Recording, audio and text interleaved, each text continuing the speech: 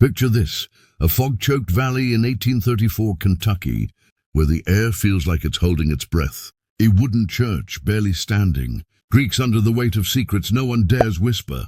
You're not supposed to know this story.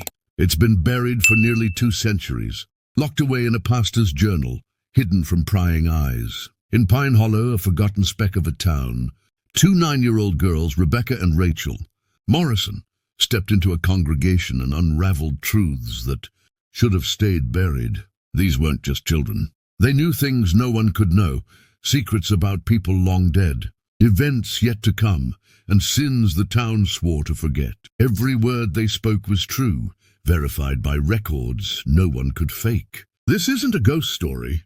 It's worse. It's a glimpse into a power the human mind shouldn't touch, a power that makes you question what you are. The Kentucky of 1834 was raw, untamed, a place where faith and fear ruled in equal measure. Pine Hollow's 200 souls lived by a brutal Baptist code, isolated from the world, bound by blood and silence. Pastor William Phillips, the man who wrote it all down, wasn't just a preacher.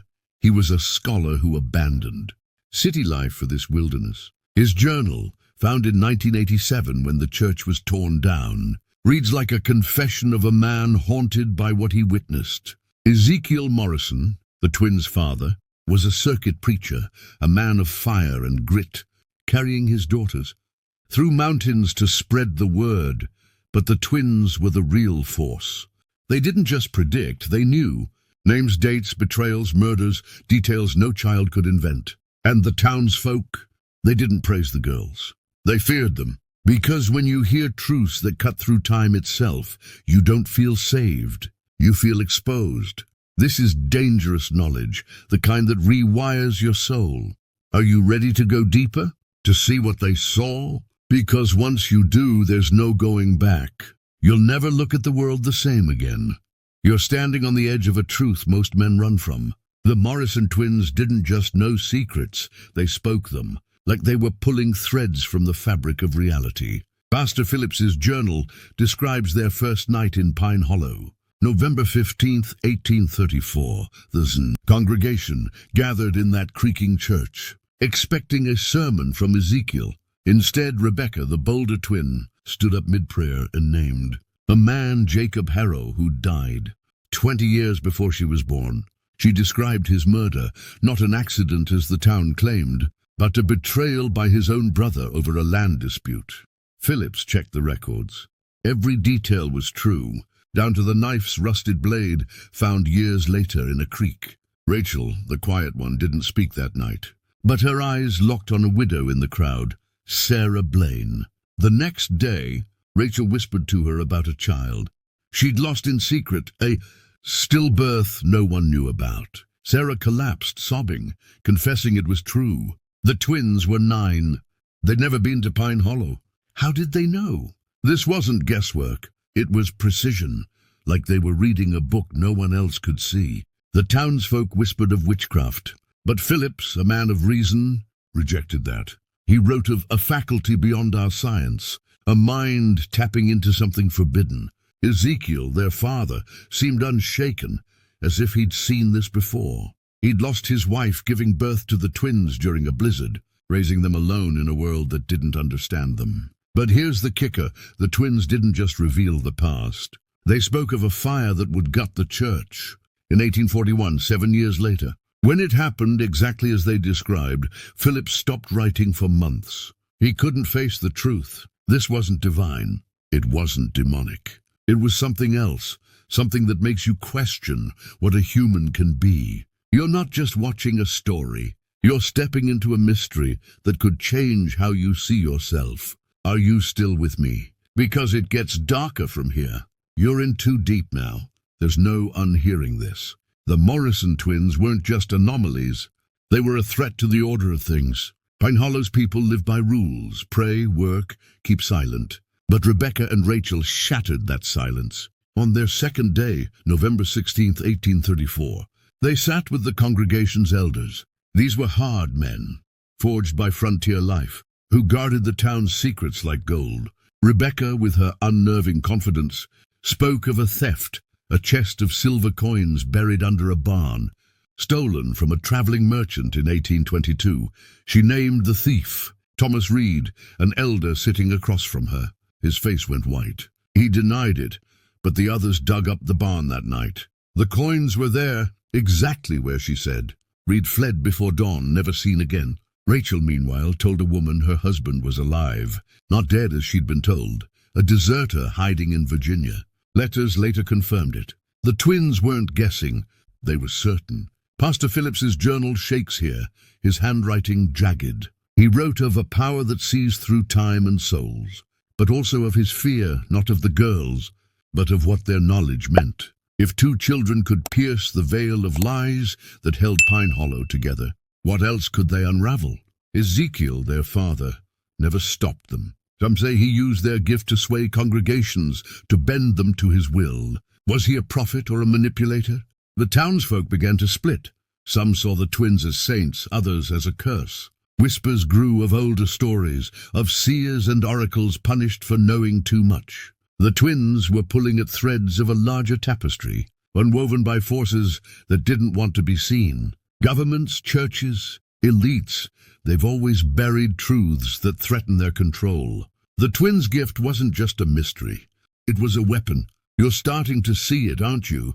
The world isn't what you thought. Comment Unveiled Truth below. Say it twice. Let it sink in. You're not just a viewer now. You're part of this awakening. You've said the words. You're marked now, part of the few who dare to see. Comment Unveiled Truth again twice to seal it. The Morrison Twins weren't just peeling back Pine Hollow's lies. They were exposing a system. By their third day, November 17th, 1834, the town was unraveling. Pastor Phillips' journal describes chaos, families turning on each other, old grudges surfacing as the twins spoke truths no one could deny. Rebecca told a farmer his son wasn't his, fact confirmed by the mother's tearful confession. Rachel revealed a pact among the town's founders to cheat settlers out of land, a deal buried in forged deeds. Phillips verified it in the church's records. The twins weren't just seeing the past. They were dismantling the myths that held power in place. This wasn't random. It was as if they were guided, targeting the lies that kept Pine Hollow submissive. Ezekiel, their father, stood by, his sermons now laced with warnings about truth as a double-edged sword. Was he steering them, or were they steering him? The journal hints at something darker. Ezekiel had been meeting with a shadowy figure, a man in black who appeared at night, speaking in low tones. Phillips never saw his face, but the twins seemed to know him. Who was he? A mentor? A handler? Some believe he was part of a hidden network, one that's always existed. Elites who collect those with unnatural gifts, using them to control or destroy. The twins were a glitch in their system, too young to be silenced, too powerful to ignore. Pine Hollow's elders tried to act. They demanded Ezekiel leave, but he refused, claiming divine purpose. The townsfolk were terrified, not just of the twins, but of what their knowledge implied. If two girls could see through time, what else was being hidden? What forces were manipulating their lives, their faith, their world? You're feeling it now, aren't you? That itch of doubt, the sense that the truth is bigger, darker than you've been told. This isn't just history, it's a warning. The deeper you go, the more you'll see the strings controlling everything. You're not the same man you were when this started. The Morrison Twins story isn't just a tale, it's a key to a locked door. By the evening of November 17th, 1834, Pine Hollow was a powder keg. Pastor Phillips' journal grows frantic, his words spilling like a man confessing to save his soul. The twins didn't stop. They named a woman who'd poisoned her sister over a lover decades before, a crime no one suspected. They described a coming drought that would starve the town in 1836. It happened exactly as they said. Phillips checked every claim, cross-referencing records, talking to elders. Not one was wrong. The twins were tearing down the walls of a carefully built world, exposing lies that kept people docile. But here's the dark twist. They weren't just revealing secrets.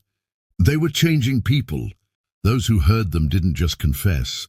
They broke. Families collapsed, men fled. The congregation fractured. Ezekiel's sermons now spoke of truth as judgment, but Phillips suspected he was hiding something. That man in black appeared again, seen by a farmer slipping into Ezekiel's tent. Phillips overheard fragments talk of others like them and a purpose beyond this place. Was Ezekiel part of a larger plan? Were the twins tools in a game of control used to destabilize or awaken? History has always buried the gifted, witches, seers, heretics, because they threaten the systems that rule us.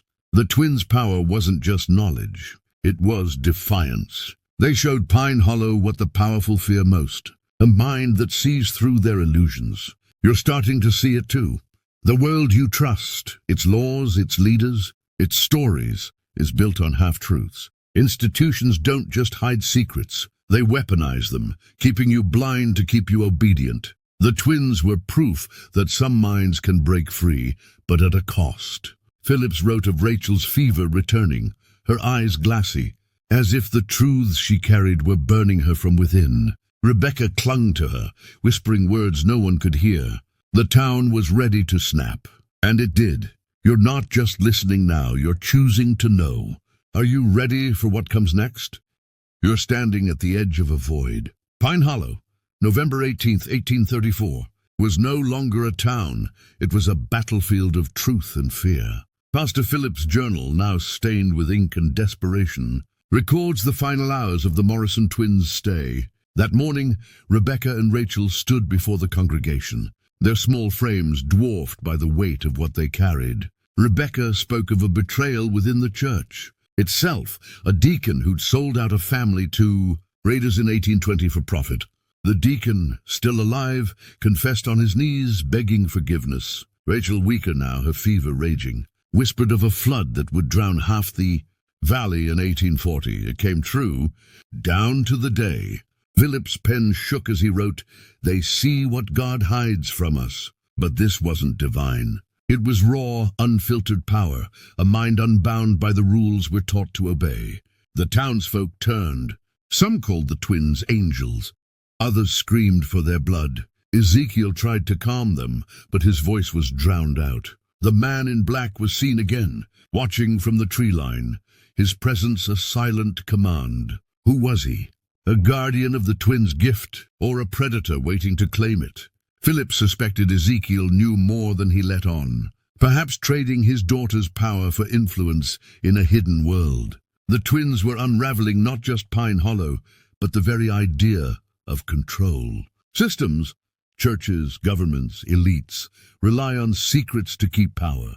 The twins were a crack in that foundation, proof that truth can slip through. By nightfall, the town's elders demanded the Morrisons leave. Ezekiel refused, claiming the twins were called to reveal. But Rachel collapsed, her body too frail for the weight of her visions. Rebecca screamed, her voice not a child's but something ancient, accusing the town of blindness. Phillips wrote of a chill, a sense that something larger was watching. The twins weren't just a mystery, they were a warning. The world buries what it can't control. You're seeing it now, aren't you? The lies that bind you. The truths that could free you or destroy you. You've crossed the line. There's no going back. On the night of November 18th, 1834, Pine Hollow became a graveyard of illusions. Pastor Phillips' final journal entry is a confession, a plea to whoever might find it. The Morrison twins vanished before dawn. Ezekiel, Rebecca, and Rachel were gone, their tent empty, no trace left. The man in black was never seen again. Some said the townsfolk drove them out. Others whispered of darker forces, men who collect the gifted, who silence what threatens their order. Phillips wrote of searching the woods, finding only a single page from Ezekiel's journal, torn and blood-stained. It read, "They see what we refuse. They pay for our sins." The twins' truths didn't just expose secrets, they broke the town. Families left. The church burned in 1841 as predicted. Pine Hollow faded from maps as if erased. But the twins' story didn't end there. Whispers of their gift surfaced in other towns, children who knew too much, preachers who vanished. Were they part of a hidden lineage, minds that pierced the veil, used or hunted by those who ruled from shadows? Science still can't explain it. Psychologists call it anomalous cognition. But that's just a fancy cage for something they fear. The twins were proof of a power within us, suppressed by systems that need us blind. Governments, religions, elites, they've always feared the ones who see. The Morrison story is a call to you. You're not just a man-buried truths. You're awake now. You see the strings, the lies that control us. The question is, what will you do with this knowledge? It's dangerous. It's heavy. It changes you forever. But it's yours now. Embrace it.